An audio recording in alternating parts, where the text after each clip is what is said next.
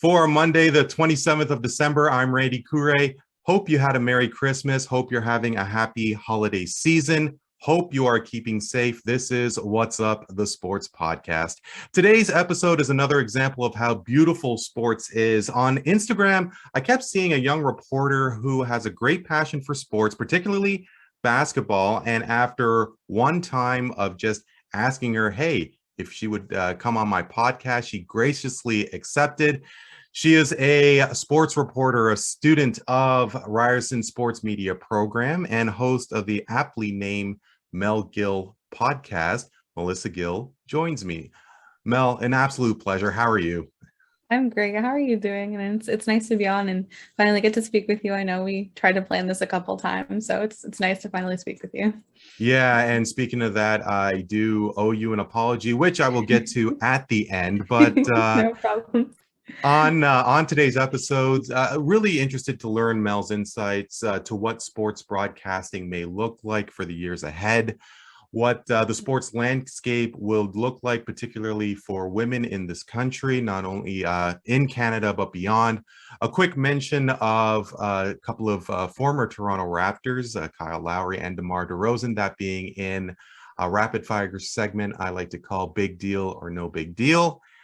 And once again, how I completely screwed up a couple of weeks ago. So, Mel, just for someone like myself, I had big dreams of being a sports broadcaster and, was really enamored with not only sports, but just the journalism industry as a whole. It seems that you are doing the exact same thing with your podcast, which I'd love to chat about in a moment. But taking a step back, how did you get introduced to sports? Did you play any when you were growing up as well?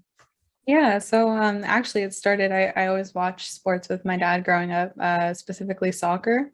He's from Argentina, so that's huge soccer fan. Family's all into soccer. And so I started playing soccer when I was 4, and then I got into basketball when I was maybe 7 or 8. And then from there, I started watching the Raptors when I was maybe 10 or so. And I really kind of fell in love with the team after the Brooklyn series. Game 7, Lowry gets the shot blocked, Paul Pierce.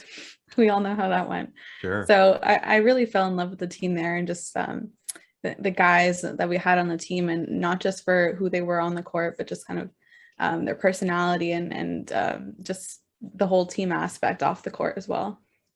Yeah, for me, I think as we had talked before we logged on, that I'm a number of years older than you, and I get to see the team, just start from its infancy. Like I do remember a time when the Raptors didn't exist, and obviously you do not. But to see Toronto getting that NBA team and that first series win against New York was when I, for one, was really hooked. And just the fact that this global event is a part of Canada. I mean, obviously, basketball was invented in this country, but for Toronto and Vancouver to have teams as well, it was just fantastic. For you, like to get now, you are in the sports media program at Ryerson. Was there an event that may have taken place? You mentioned your love of the Raptors and that Brooklyn series, but was it other events that took place for you to pursue a career in sports journalism? Honestly, I don't really think there was any other like event or story or anything that made me want to pursue it. I think just it kind of happened gradually, since like I've always loved sports, but I think just falling in love with the Raptors, I just kind of always wanted to do it. But the past couple of years, like it's when I really kind of thought, okay, this is a possibility, and I can actually get into this. Because before it was just kind of like a dream. Like I didn't really think I was going to be able to do this. But yeah, so it was just kind of gradual. But something I really like about sports is, like I mentioned, like off court stuff. So I really like hearing about an athlete's like upbringing, their beliefs, mental health, and how that affects athletes. And As many people may know, I'm a big DeMar fan, of course. And so what he and Kevin Love have been able to do in regards to mental health and how athletes are perceived, I think that's something really interesting. And that's something that I want to shine light upon through my future career. And yeah. And when DeMar came out with that, with his announcement, it obviously hit so close to Raptor fans and the Toronto area. Of course, the footprint that DeMar left in Toronto and Canada. Uh, what do you think? Where do you think people are with regards to mental health? To me, there just seems to be an evolution of understanding that these people are not only multimillionaires, but they are people as well. Mhm. Honestly, I think that the past 2 years, like in this pandemic, have opened a lot of people's eyes, but I think there's still a long way to go. Definitely, there's a lot of people who don't understand just how serious mental health is, um, and like that it is possible just because you have millions of dollars and you're famous and you're an athlete, that doesn't mean you don't struggle with anything internally, right? And especially like DeMar, who's suffered from depression like from a young age, like that's gonna stick with you. And just because you have money and everything, that doesn't solve all your problems. And I don't know. I think people need to be more understanding, and especially just considering that athletes have the spotlight on them at all times, and they have millions of people around the world just saying whatever they want about them. Like that's obviously gonna hit you if you go on social media and that kind of stuff. So I think people just need to be more kind and understanding. Yeah, truthfully, I do wonder about somebody like Kyrie Irving. Mhm. And obviously, he had the world at his fingertips. He's one of the top five player, but he has made a couple of choices that are quite questionable. I mean, obviously, the stance that he took against the vaccine and Mhm. before not going into the bubble, and with the likes of Naomi Osaka and the Milwaukee Bucks, the Atlanta Dream, who uh, uh, rallied against the Democratic governor when the Republican incumbent was the team's owner. Uh, it, it it does seem that there is a place, there is a need uh, for for not only athletes but people of prominence to get that message out there. Do you think that it's something that's we're going to see more so in the years ahead? I mean, also considering that there is another side to the aisle there, the conservative side as well. Yeah, I think definitely we're going to see like in future years athletes being more vocal about these things. I think in the past people tried not to combine the two, but I kind of like hearing different athletes' perspectives. And I know it's controversial, and but I do like hearing just their opinion on certain things. And I think it's important that people speak up for what they believe in, for sure. So, what about in terms of who you follow in a sports broadcasting Mhm. perspective? For somebody like me, I'm more so into the information. Just tell me the facts rather than your Mhm. opinion. Are you? What about you? Who do you look towards in terms of getting your sports knowledge?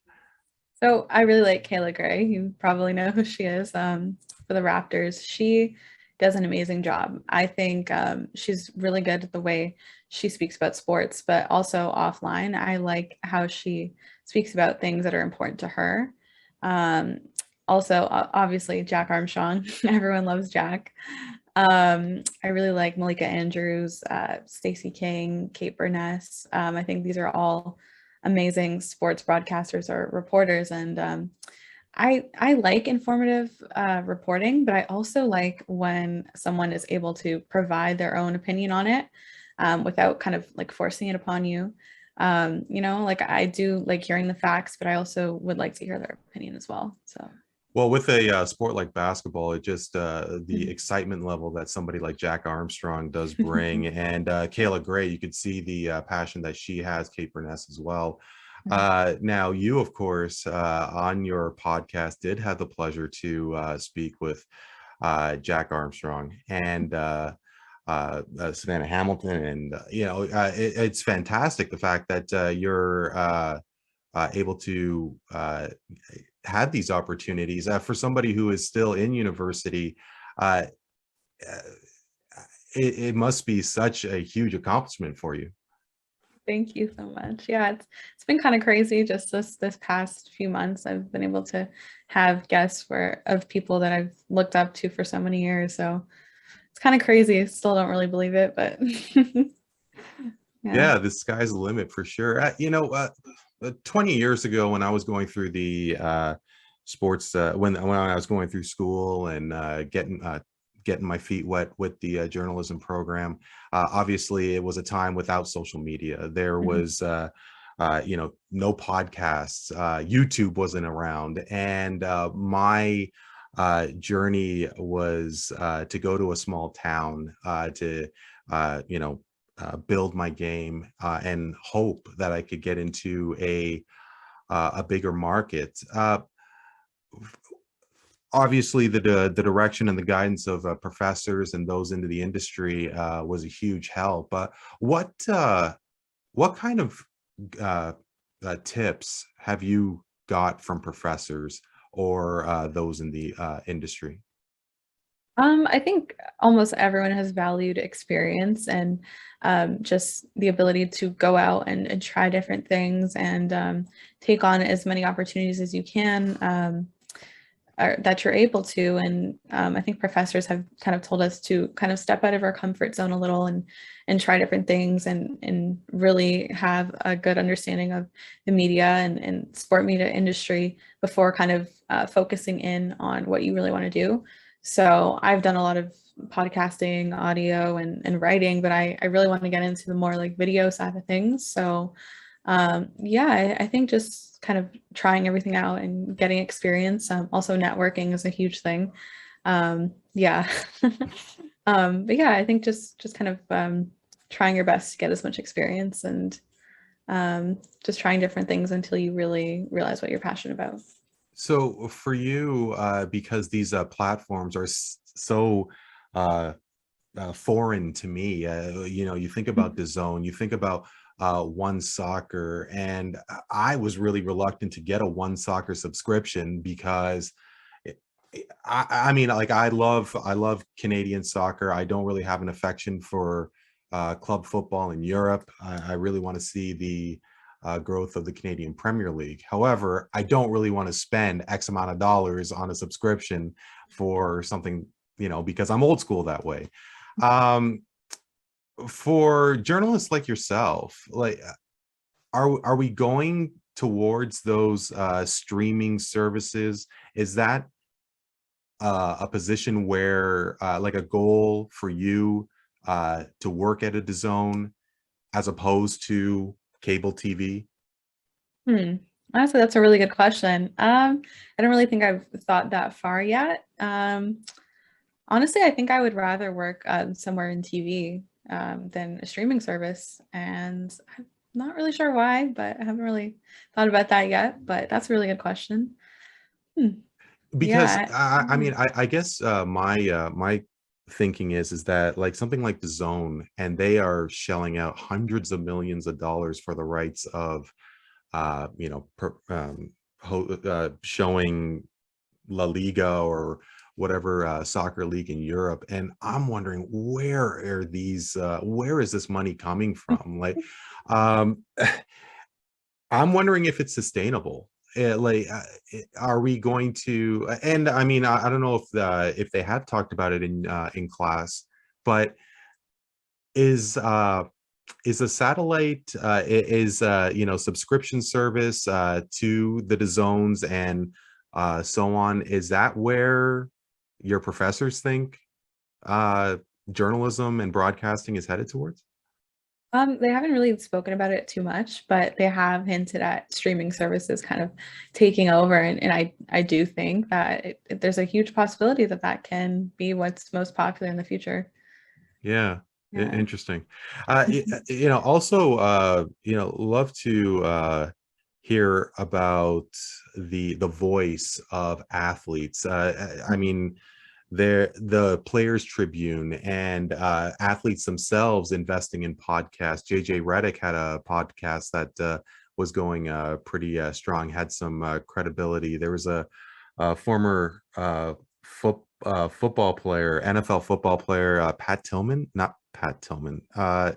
He escapes my mind, but he's been doing some really great stuff and getting some legit content because of the football career that that person had. And you know, it just seems to be such a trend that athletes are uh, speaking to other athletes more so, as opposed to the legitimate quote unquote journalist that's out there. Is that something that may be a threat, that athletes may just want to speak to their own and not really put themselves out there to face those tough questions? Mhm. That's a really good question. I think it might be a threat. I'm not opposed to it though. That's the thing. So I've listened to Draymond Green Chips on YouTube and CJ McCollum's podcast, and I really enjoy CJ's because he has a background in journalism. I'm not too sure about Draymond, so I can't really say. I But think Danny Green um, had one when he yeah, was at I think so UNC, too. right? Yeah, so I really enjoy CJ's just because he has that background, and the way he's able to ask questions, I find it really interesting. And especially when you know the player, like it's a different type of um, conversation, right? Like when you've played against each other and all that. So I really enjoy listening to it, but like you said, I do think it is a little bit of a threat. Yeah. I do think that the players will be more comfortable talking to someone who they know and, just like understand it rather than someone who is a reporter or something else. But so, yeah, while it is a threat, I'm not opposed to it. Yeah, yeah, that's interesting because I wonder as a fan Yeah. that are we going to get that other side of the story? And for me personally, like uh, being a traditionalist that has his own podcast, mind you, but I mean to I really enjoy the work of Stephen Brunt on the Fan 590, Michael Grange on from Sportsnet. Just really, I guess, impartial in that sense. I'm more of somebody of the informative side. I'm not a real fan of Skip Bayless and Stephen A. Smith, with due respect to them, but yeah, they just seem to really want to try and be the star of the story themselves, like the whole Skip Bayless versus LeBron sort of thing. I don't know what you think. I don't know if you have thoughts of somebody like Skip, but Yeah, is it, I think there's like a good balance. I think you can bring that kind of fan in you out and show your passion, but I don't think you should take it as far as maybe someone as Skip or Stephen A. Smith have. But that's just my opinion. yeah, no, hey, for sure, for sure. I mean, so I'd love to get an idea of what the sports media program is like, and Mhm. uh, you know, for for your classmates, for even for yourself. I mean, uh, is there maybe something in the back where you could take what you have learned, maybe do something outside of sports? Are classmates at this point solely looking at just a sports broadcasting career, or is it possible that they are maybe more so even in terms of other types of media? Yeah, so there's actually a couple people in my program who didn't get into just the regular media program at Ryerson. So they decided to take sport media and they got into it. So they're not as much interested in the sports side of things, but the program is really media focused. So you really get a good understanding of audio, video, digital media, and then also writing as well. So it's a good mix of everything. So I think it really caters to everyone. So as long as you want to be in the media industry, whether it's sports, whether it's something else, I think you have a good base. And I think there are a lot of them who are interested in other things such as entertainment or even business as well. So I do think it really sets you up for whatever you want to do. Is there something that you might be considering? Maybe like even a small percentage? Like, can you see yourself on Parliament Hill reporting for, reporting against the Prime Minister, or what do you No, I anything? really don't think so. I don't really think I have any interest in business or anything or politics, but I don't know. Maybe something music related at some point, or yeah, I'm not sure. We'll have to see. Yeah, because Yeah, yeah, I was never into politics myself when I yeah. was in college, and then yeah, then you get to get north of 40, and then you're pretty interested in politics.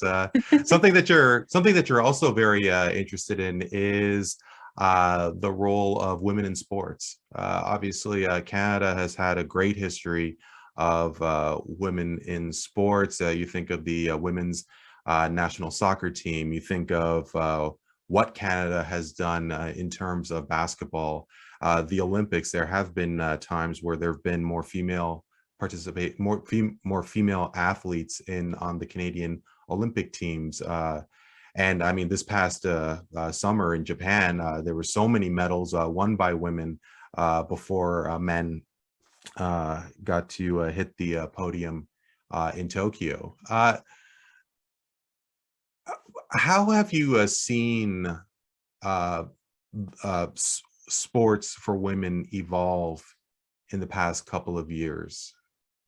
I think the women's game it's just completely evolved, especially like in these last 10 years, maybe even 5 years as well. And not just athletes, but you're just beginning to see women more involved in every aspect of the game. Like I think a great example is Kia Nurse. She's a member of the Phoenix Mercury for the WNBA, and she also helps out on the Raptors broadcasts in her off season.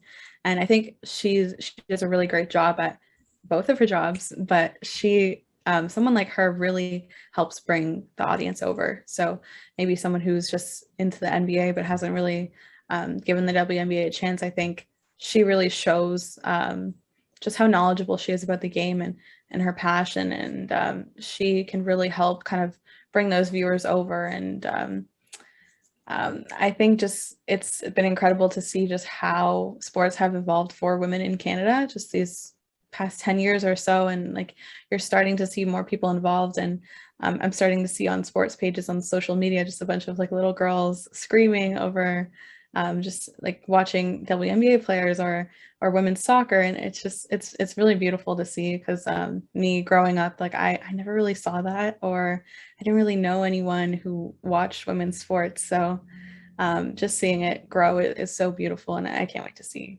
what happens next. Truthfully, I was a little skeptical when I did see a all-female broadcast of a Raptors Denver Nuggets game where it was Megan McPeak, who is Canadian, who does play-by-play for the Washington Mystics, and she, along with Amy Audebert and Kia Nurse and Kate Burness.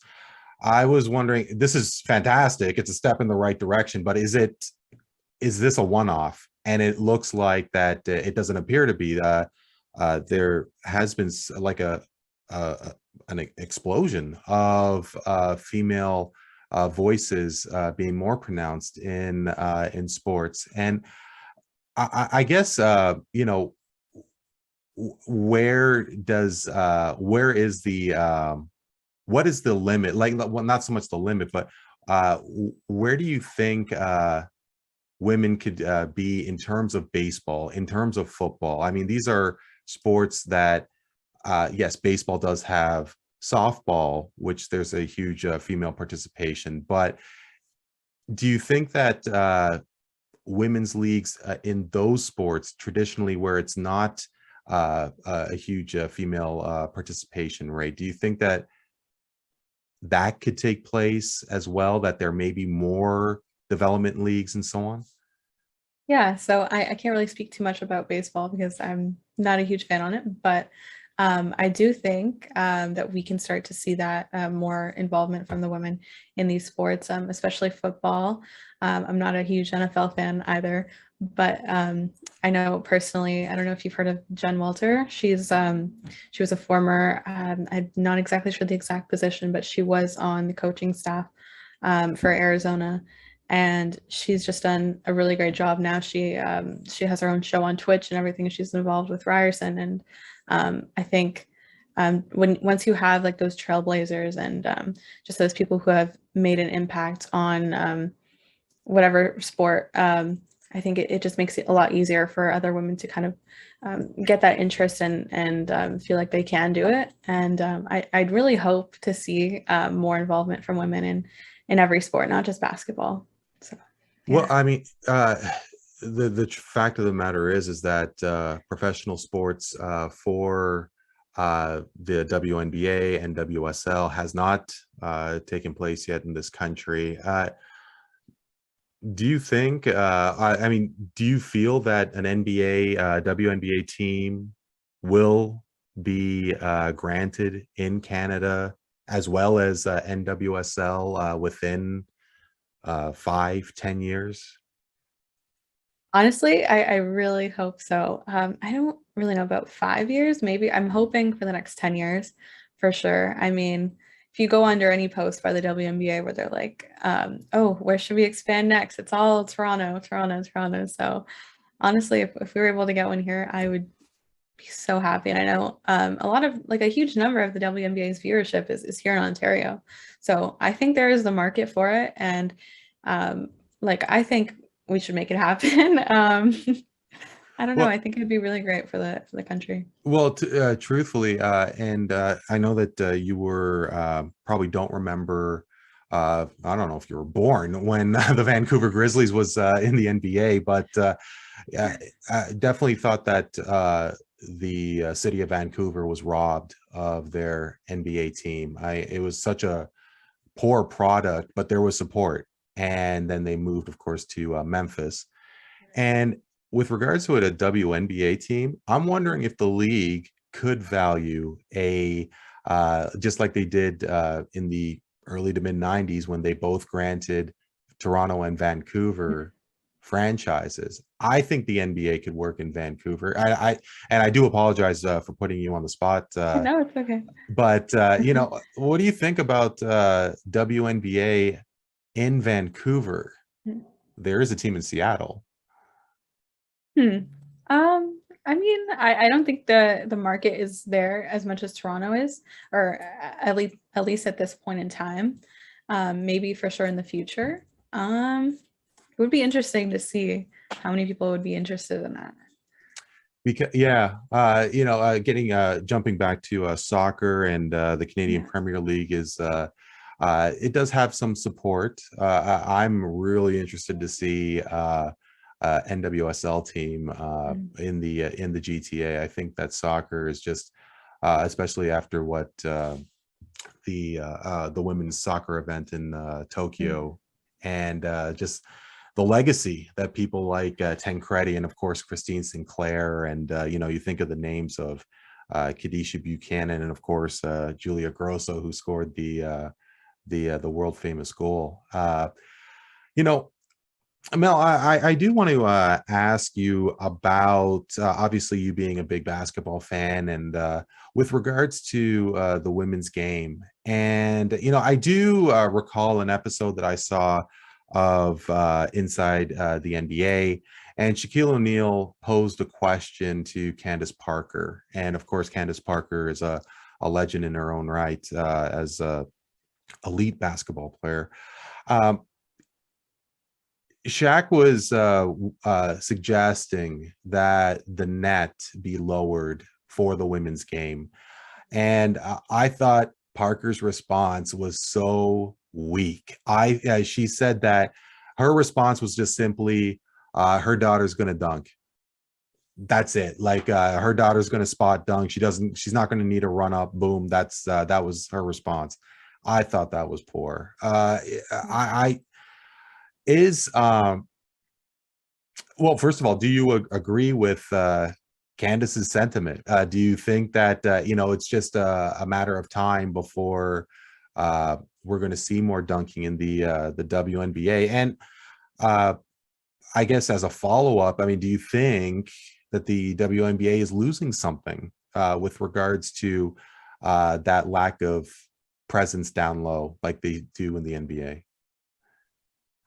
Okay, so I think that the WNBA is a young league, right? Like if they're in their 26th season or so. And I do think we just need to give it time and in regards to popularity and everything. I do think that there's a possibility that you will see more women dunking. I mean, you can already see Brittany Griner. I love her so much. But I think that that will be something that we will begin to see, but I don't think it's going to be as big as the NBA, of course. And honestly, okay, this is my opinion. I don't think they're missing out on it without or with the fact that you don't see dunking as often as in the NBA. And I just think that the game it's a different style from the men's game, and it's a different pace. And I don't think if you're trying to expand a league and increase viewership, I don't think that you should lower rims or do something just to kind of replicate the men's game. I think you should embrace the differences. And like, I think anyone who mentions like that they watch the league for dunking, I think they're just completely lying. Like, I don't know. I mean, like I watch basketball for basketball. I don't watch it just for dunking or all the excitement. Like I really like different aspects of the game, and I think the WNBA should just embrace what they have and just expand that as a women's game and not just try to replicate the men's just because it has been successful.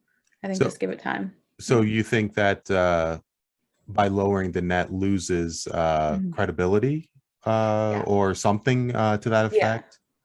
I think so, because then it's kind of saying like, oh, okay, you have to lower this or you have to make it easier or like I don't think that's going to be helpful at all. Yeah, no, I mean Mhm. that is definitely a very valuable point of view. I Mhm. mean, uh, obviously it has just taken off so much, the WNBA in the past couple of years especially, and Mhm. personally I'm giving it 5 years. 5 years by the time that Toronto or Vancouver Mhm. gets I a hope so. WNBA team. Yeah, for sure. I think it'll definitely take off. So Mel, I really enjoyed chatting with you, and I did want to start by talking about the Raptors. I mean, it was a tough. It's been a tough grind the past couple of games, and you could say it's been a tough 20 months for the Yeah. team. Obviously, being in Tampa, and we did talk a little bit before logging onto this call, and it was a tough loss in Cleveland. I'm still wearing the jersey that they had worn last night. Eh, the What can well, you why do say? you sorry, go ahead because I'm What can speechless you right now. say? Exactly. What can you say? I mean, COVID the has just been so tough. Well, I mean, do you think that the league should pause? I mean, because the Raptors only had four regulars suit up. There's no real clear indication of where the main starters when they're going to come back.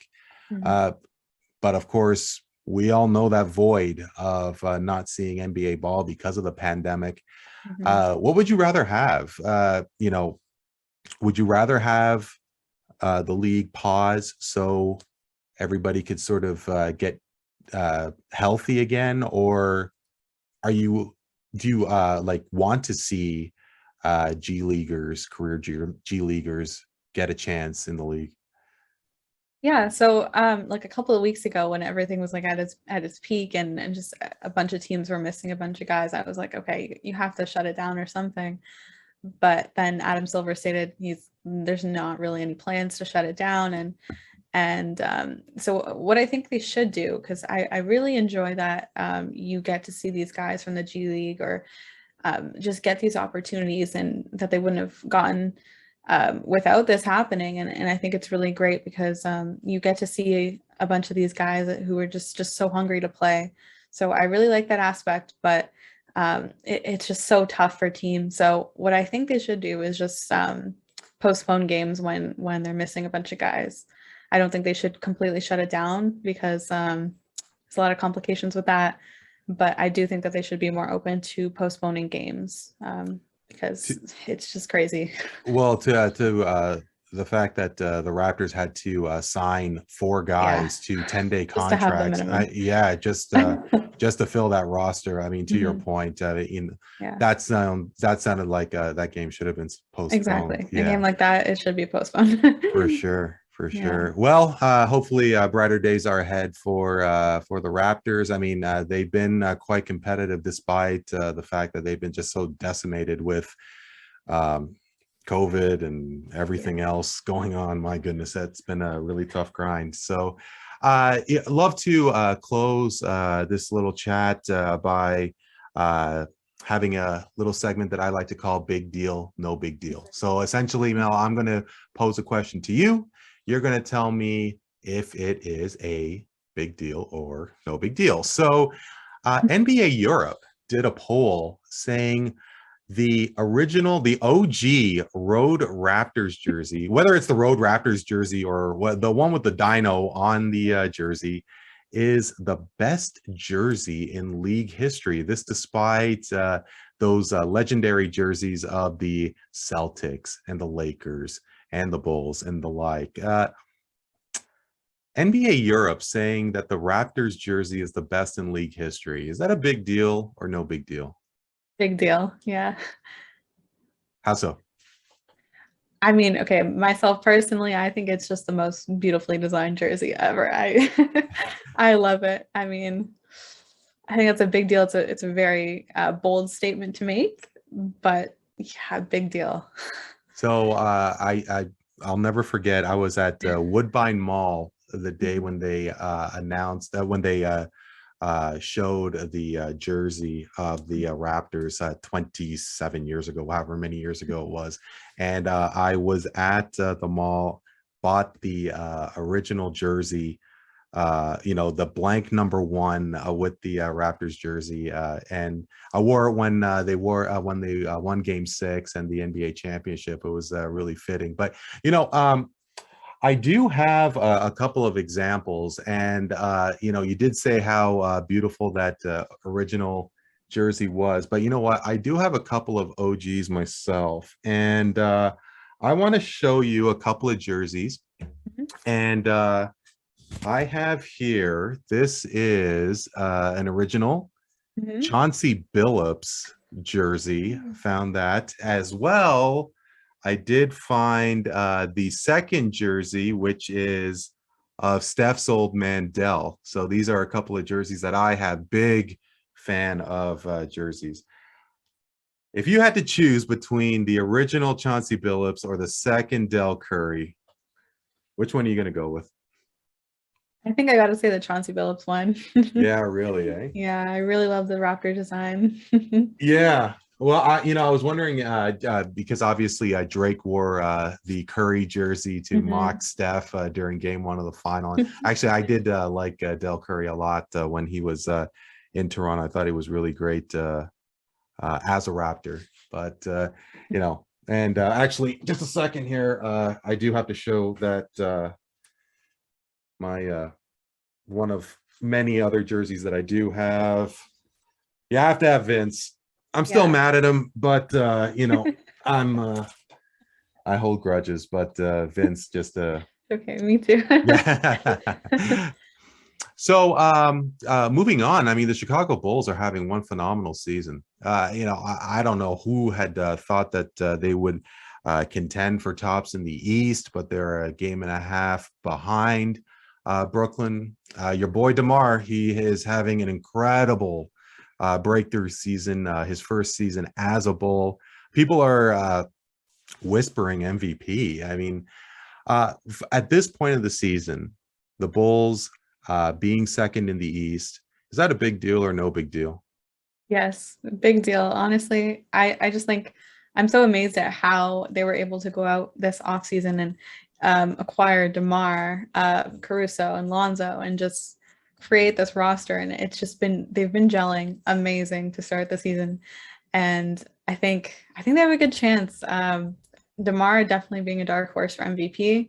I know controversial, but he has such a huge impact on this team, and he has started the season with this hunger, and you can tell he just wants to win. And I'm excited to see where they go. I mean, yeah, but to your point, you have to think that KD or Steph are going to be, the runaways there. But in terms of a runaway for most improved player, you have to think you might as well just give it to DeMar at this point, right? Yeah, I mean, I think he was doing some of these things in San Antonio, but it was just kind of, didn't really have that spotlight on him just because of Spurs and the media there and the coverage, the lack of media coverage there.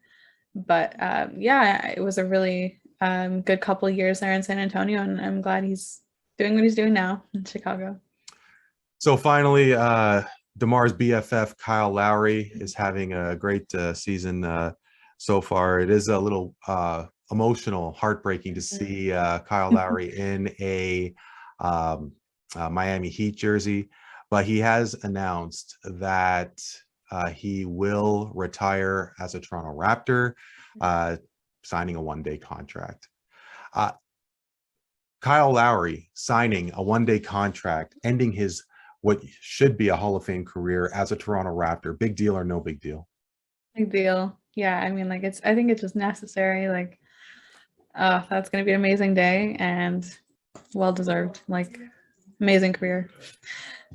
A six-time All-Star. Who knows? Would he qualify? Would he have that kind of momentum for an All-Star appearance as a member of the Miami Heat? With all of the point guards who have done some incredible things, like Chris Paul, Damian Lillard, there's one guy who does have a ring between those two and Kyle Lowry, and that, of course, is number 7. So, Mel, this has been such a great chat. I'm really, really grateful for this, and to remind and to try and wipe the egg off of my face. So basically, Mel and I, we were supposed to do this last week, and then I got a mess, and we had agreed to get together. I think it was on the 18th. And I get a message from Mel asking, are you ready? And I was just about to start vacuuming my living room because I had completely forgot to put that in my calendar. You were completely accepting of that. You were so geared to join me today. And, honestly, really do wish you the very best. The passion that you do have for sports, that's what fans like me need. People who just really love the game and love to share their point of view. So, Melissa Gill, really, really thankful. Before we sign off, where can people find you and your great content? Well, first of all, I just want to say thank you so much for the kind words, and no problem about rescheduling. It was a really nice conversation, and thanks for having me on. And you can find me on Twitter at Mel Gill Sports. You can find my podcast, Mel Gill Sports Podcast. And that's pretty much it. Great. Thank you so much. All the best to you. And Happy New Year to you and your family. Merry Christmas. Happy New Year. Happy holidays. She is Melissa Gill, host of the Mel Gill Sports Podcast. I'm Randy Courret. This is What's Up the Sports Podcast. Hope you are doing well and safe. And if we don't chat before, have a happy new year. We will talk to you next time.